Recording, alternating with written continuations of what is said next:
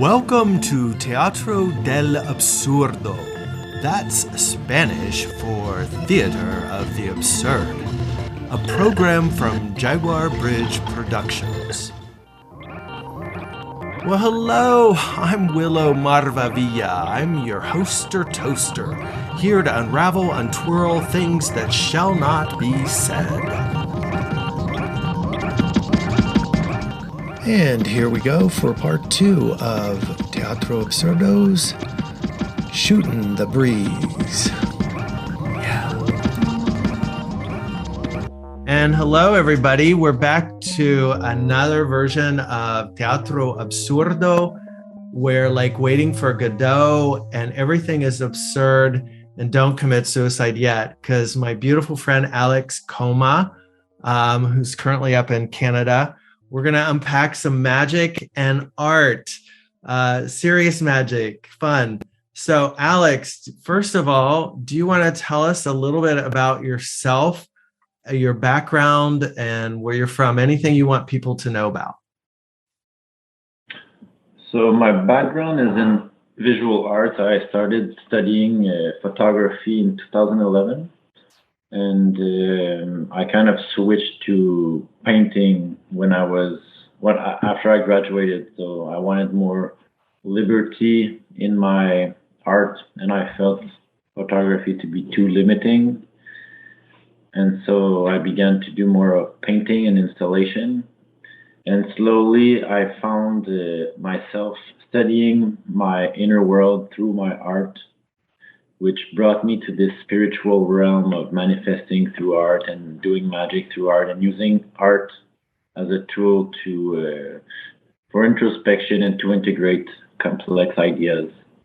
And I've been working with this theme since, and more on my ego self, where I'm born, where I'm living. Well, I'm from Montreal, so an island in Canada. And I'm moving to Spain if everything goes as planned in October. So that's exciting for me. New project there. That's it. Great. Okay. Well, I mean, it seems like magic is kind of used these days in sort of, I don't know, popularized ways. But one of the things I was really fascinated by our short rendezvous in Costa Rica was an artist who is very conscious and present with art is a way of moving energy. It's a way that we see ourselves, explore ourselves. Some would say it's kind of like a level of journalism for what's happening now with human consciousness. But one of the things that I find really interesting in looking at your art again is the use of symbolism. And symbolism, is a lot more than a tattoo on your arm of a very cool sigil or a jaguar. It begins to, I think, call in or increase tendencies for energy to form. Things get ecstatic. And certainly through painting, like yourself, I've always been fascinated that, the responsibility of the artist when we call attention to ourselves is, what do we want to do other than be famous or make lots of money or something like that? But most of these creations go into the optic nerve, and they go in and start to affect the cortex here. And then they create effects in how we're going to respond emotionally, physically, or whatever. But do you want to speak a little bit to your personal use of sigils and sacred geometry and mostly storytelling? That's what I like about your paintings is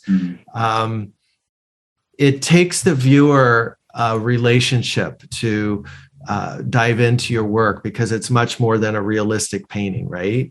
There's intentional weaving that you're doing within the dimensional object. So can you express to us what your practice is as in your artworks? Hmm. Well, I think my artwork has evolved a lot in the past. Well, since the pandemic, like the project I was working on that I recently showed was the most, I guess, profound for me. And it was before that, I was using symbolism to kind of, well, there was a few projects. One of them, a whole series I did for 3 years in the past, was about showcasing a whole story through symbolism. So, like, for example, there was a painting of the hermit. The hermit was very small in a huge landscape. He had a light in his hand, a lantern with a sun in it that would radiate throughout the whole landscape to light a torch on the top of the mountain. And he was at the bottom of the mountain. So, creating this kind of narrative. And it ends out that these 7 paintings from this series was kind of a way for me to integrate knowledge about the hermit. I actually attracted like my spiritual guide through this painting, and there's a few the later paintings in the series.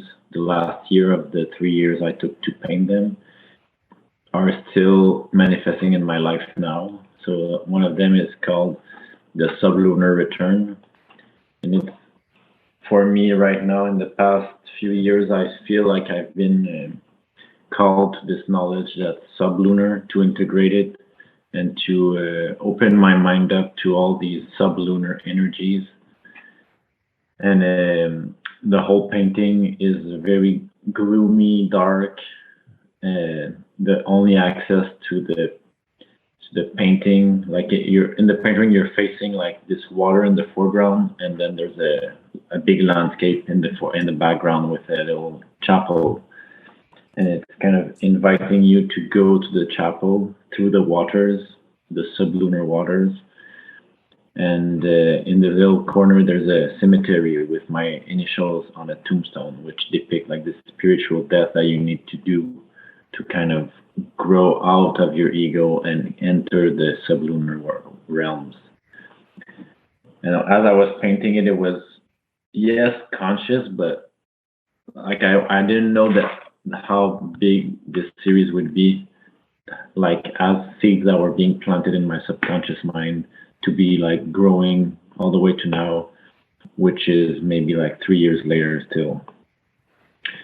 So that was a very big series for me. It also it's the series that made my career start. The first series I showed in a solo exhibition, and then in the years following that, I did many smaller series where I was exploring the realms of symbols, sacred geometry, like the shape of the canvas actually being the symbol, and planting different other ideas inside the symbol.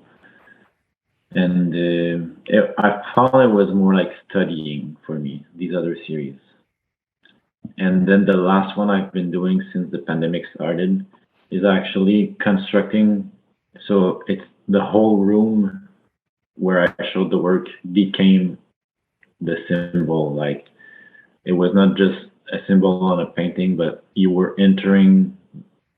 The idea was that you were entering the mind of a magician, like as you entered the art space, the art gallery. So there was like a UV light showcasing kind of this last frequency that our eye can perceive. Also encouraging like this mindset of entering something subtle, something around that is very subtle. And inside there were floating paintings, 4 of them in the cardinal points, depicting the 4 elements.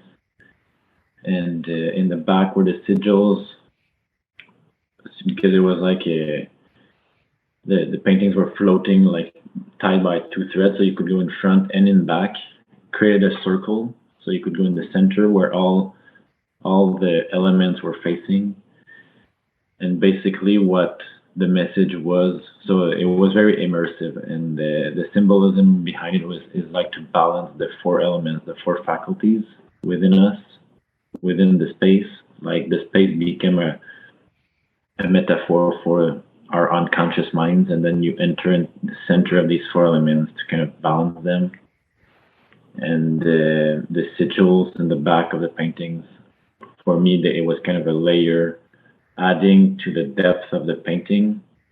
And there was sigils for the archangels. So the 4 archangels, which are all in charge of 90 degrees of the zodiac, that are connected with the 4 elements. So Gabriel for water, 90%, the zodiac, no, 90%, 90 degrees. And then Michael, the fire element, and Raphael, the air, and Oriel for the air. So symbolism has taken like another, like it became even more present, but in not just in visual, like not just like in visual depictions of symbols, but also like for me, light is a symbol, and I've been using multi-sensorial dimensions of symbolism. Okay. Well, without a doubt, one thing is art painting like this, we're working with refracted light. I mean, the objective is you're bending light to some degree. That's one thing. Another one is symbolism. Let's call it pattern tracking.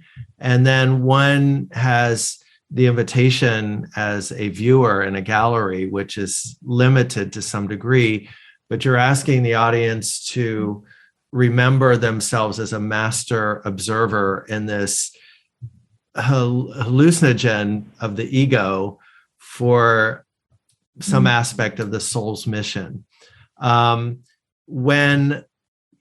I mean, it's a complex, intelligent field that we invite the viewer to participate in. Not a lot of people want to do the work, so I understand that. Yet because my background is in years ago in advertising, I learned a lot about how these patterns shape attention, shape desire, can even reshape perception to some degree. So, like logos, for example, are always working in the background of, when people say, well, I'm not exposed to advertising. We all are exposed to advertising with labels and shapes of bottles and all sorts of things. And to some degree, Madison Avenue in New York, which we call like a center of this generation of sort of manipulation of the senses. The flip side is that what I'm hearing from you is, to some degree, you're asking something from the viewer. You're saying, are you willing to come into my world of subconscious?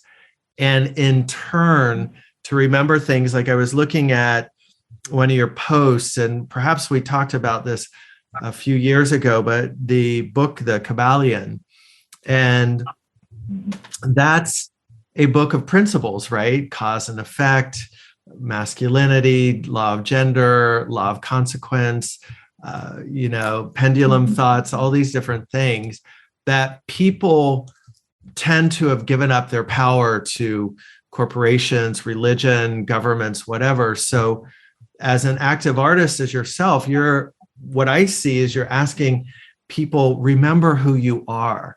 Remember these universal principles. They're not necessarily restrictive laws. It's more like, okay, there are certain tones that existence is a part of, operating by. So can you speak to, because when you were in Costa Rica, what is your personal relationship with ritual as an artist, as this process? Because in some ways, art has been controlled by religion. It's been threatening, as we saw from the age of Hitler. And now it's pretty much owned by social media and corporations to some degree.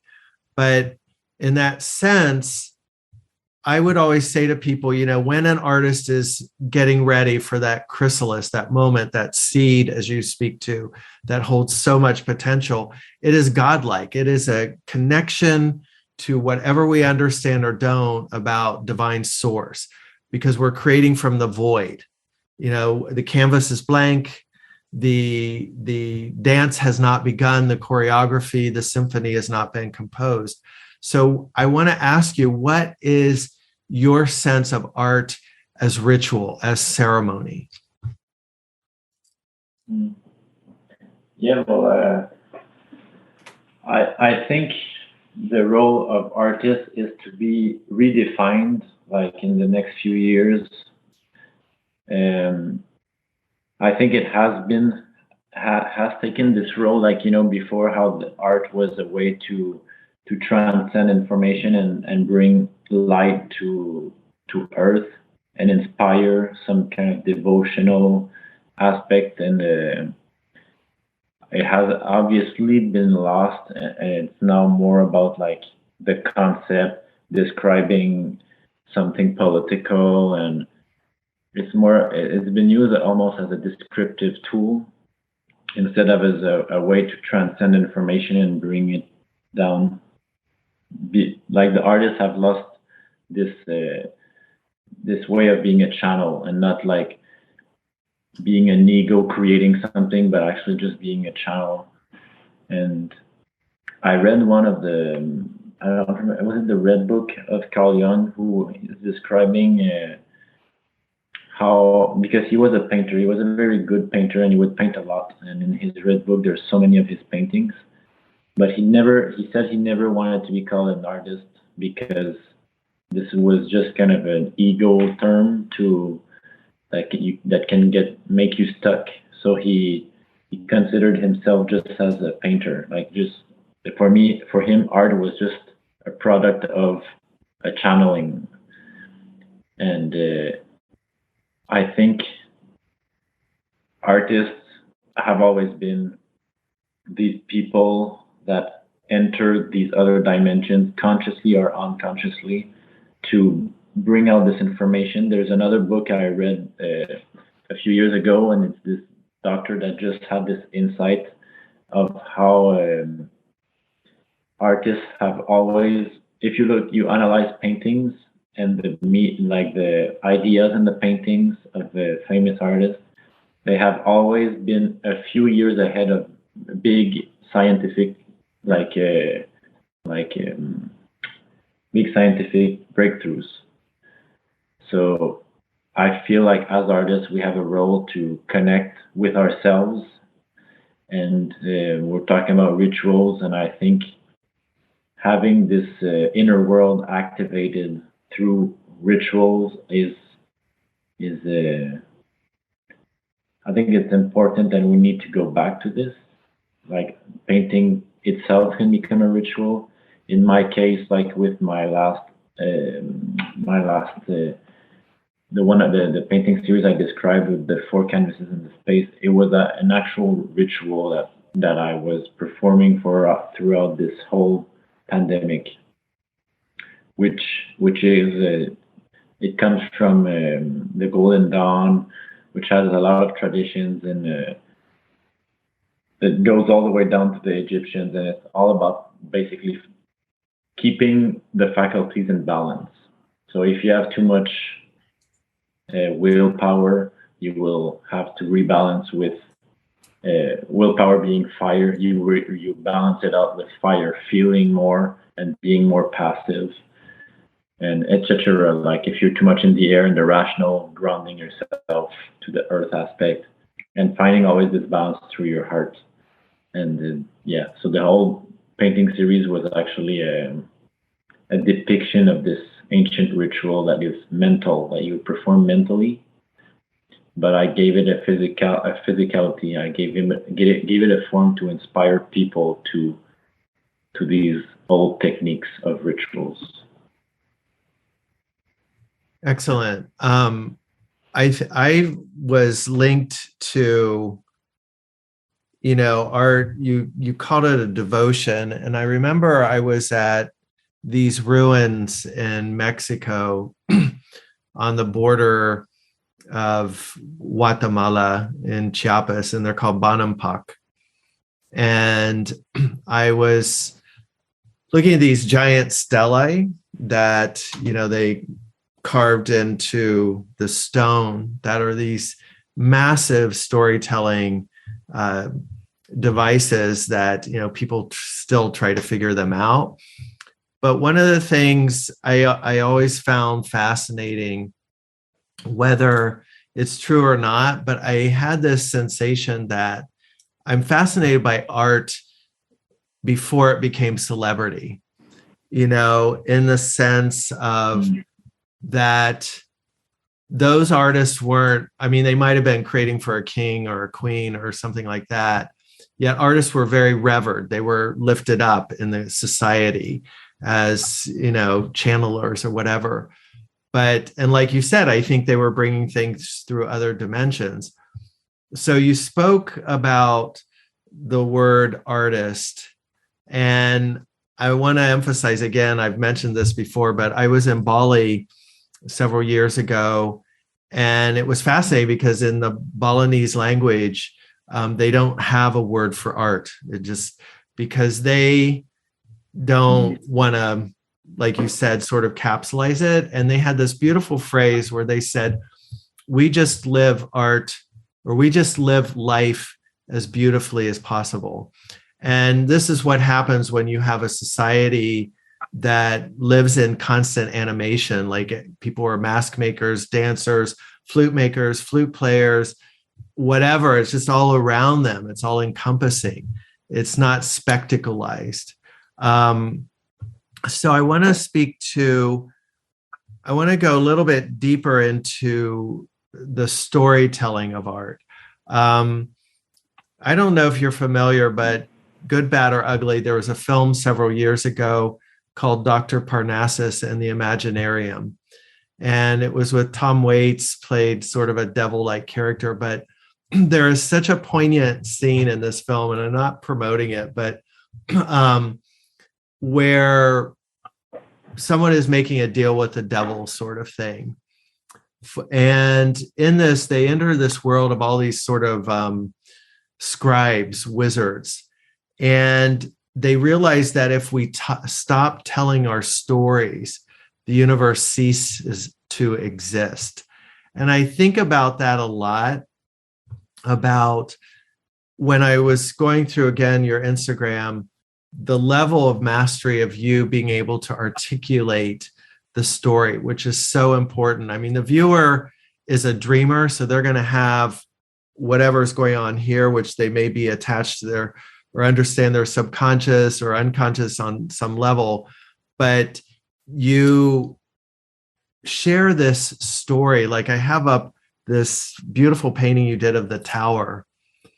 And, and it's very apparent around us, these towers are falling.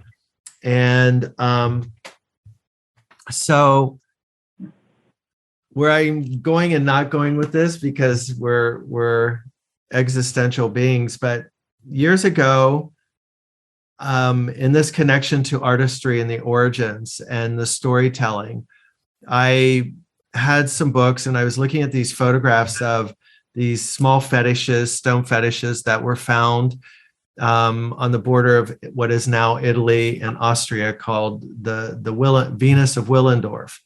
And these little sculptural fetishes are from 30 to 40,000 years ago. And that just blew me away as an artist, because I was like, wow, what were these catalyzing sparks for humans to start to co-create with nature? Because we don't really have a flower that pops out. As a species, we don't really have songs like birds. We can write songs and stuff, but whether they're innate within us, who knows? How do you speak to a relationship with your teachers and your mentors and your guardians, as you walk through this life? Because You've had amazing inspiration somewhere along this way. Do you want to speak to the power of mentoring? Because now you're mentoring other people, other artists.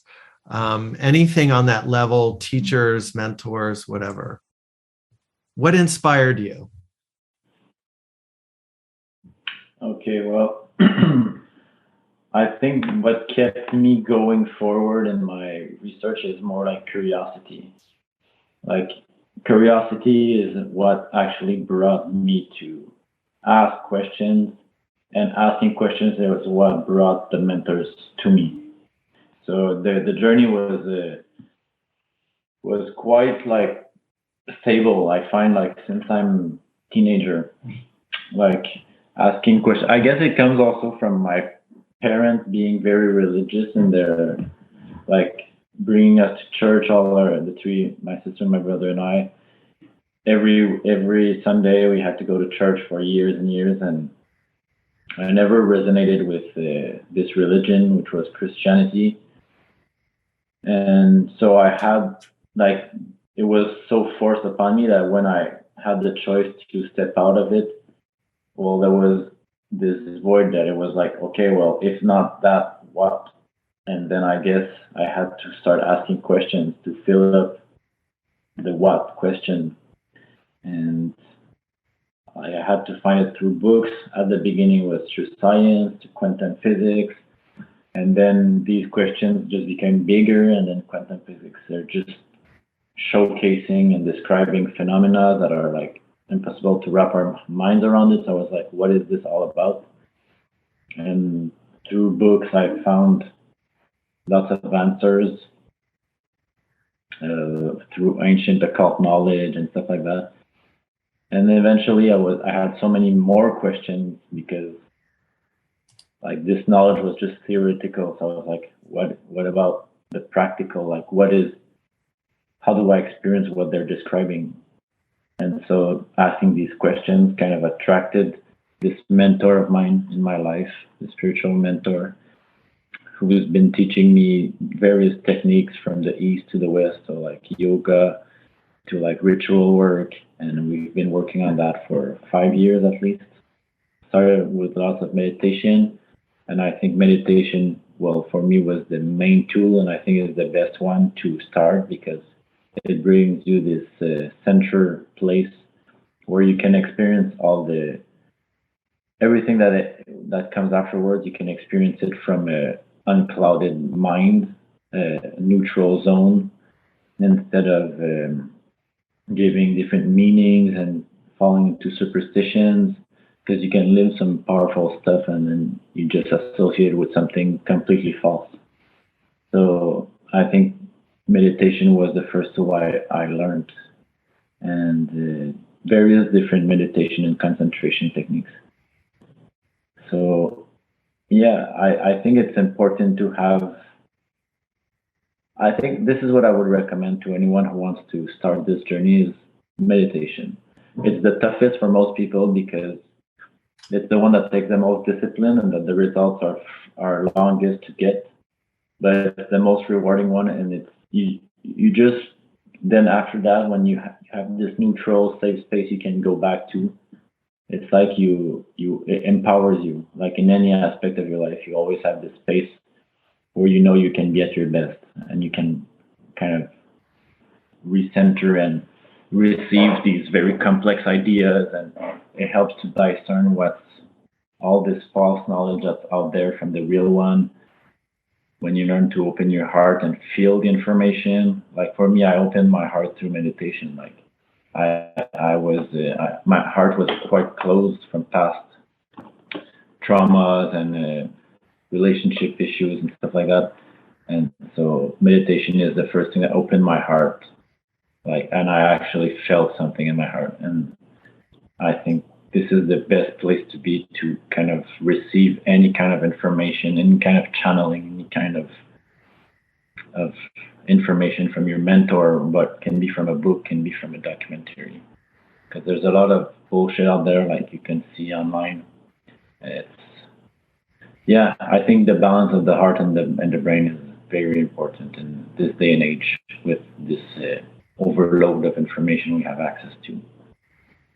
So I don't know if this answers the question. So there's questions just lead to questions. There's no right or wrong in any of this. So what I hear from that, and we're going to start to wind up in the next few minutes, is it's very interesting that you chose to answer the question with, as opposed to looking at external teachers or specific mentors, that you did something, what I feel is very notable, is you turned it inside, that we are our own mentors in some ways. And people are so hungry looking outward for some answer, some solution. And that's the magic of, if you're really connected to your art and within reason, you've separated from your ego for an expectation or some glory, then it is in and of itself, creating art is very meditative. It's transcendent, so that you chose to turn that in and said, well, my biggest teacher and mentor to some degree is myself. When I come to 0 point, when I come to the stillness, and from there, all things come back out, which is the ultimate, medicine for this wild chaos we're living through. There was one final thing, and I'm going to have us send each other off with this as a blessing. Is you mentioned something again about seeds, and in a translation of the Mayan juju, I am a seed, so I have that energy of seeding and starting things.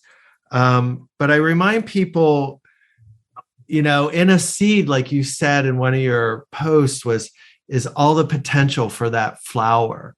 And I would remind people, like when you're eating an almond or a walnut, in that walnut or almond you're eating is a tree.